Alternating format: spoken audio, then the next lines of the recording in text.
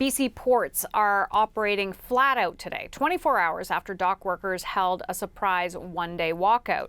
For a time, the union even moved to escalate that into a new full-on strike this weekend. But later, backed off that threat. So thousands are back, chipping away at a huge backlog of cargo from the initial stoppage. And all the while, businesses across the country are anxiously awaiting labor peace to finally be restored at those critical ports. Let's bring in Jeannie Lee, who's watching this again today for us. So Jeannie, what drama has today brought? No drama, actually. Ooh, that's good. I know, quite a difference from yesterday, right, when things were happening all at once. And so we're showing you some pictures of how the day wrapped up yesterday. The strikers, one-day strikers, were packing up, getting ready to go back to work. And this, of course, after a day that started with them on the picket lines.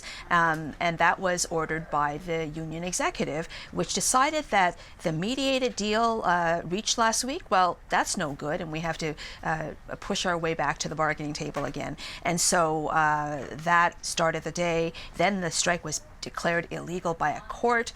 The union then filed a legal strike notice for this weekend, only to then pull that notice, and all of this within about 9 hours. So now that the new strike action is being put off, that kind of takes an edge off the tense situation.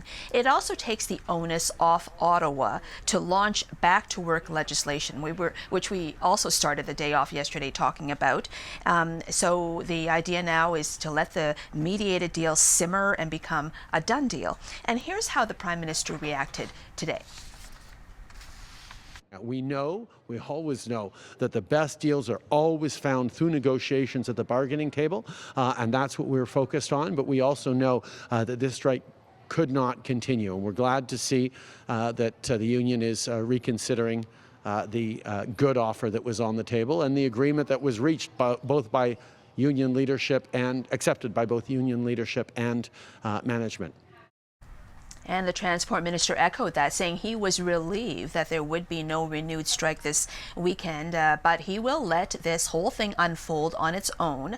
After all, there is still that mediated deal on the table. So here, have a listen to the Minister.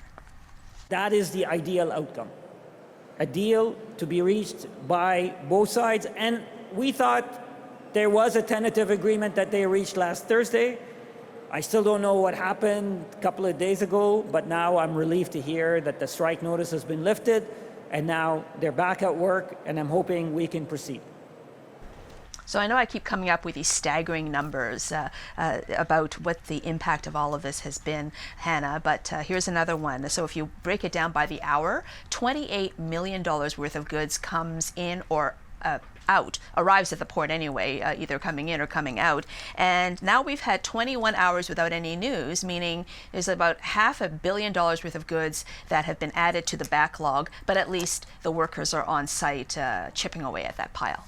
Always enjoy a Jeannie stat in a hit. What can we expect to happen next? Well, we know that Ottawa is really reluctant to step in at this point when it looks as if there may be some movement towards, getting this deal done or tinkered with to the point where it's palatable.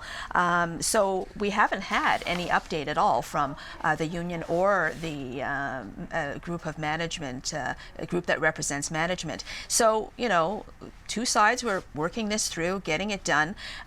In the meantime, of course, there's always reminders of the wide and deep impact when the ports connecting so much of Canada to overseas markets and vice versa are shut down even for a day. So from the Business Council of Canada, for example, each day the work stoppage persists creates a compounding effect on supply chains that will take weeks to correct.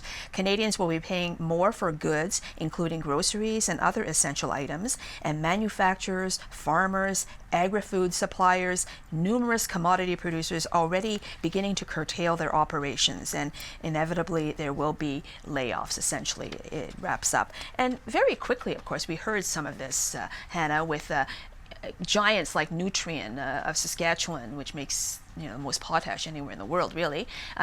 cutting back on its production because it just can't ship it out. In the meantime, you have, the small retailer who just can't get enough stock for the critical back to school season and worrying whether it'll arrive on time to even get a little sliver of that critical sales.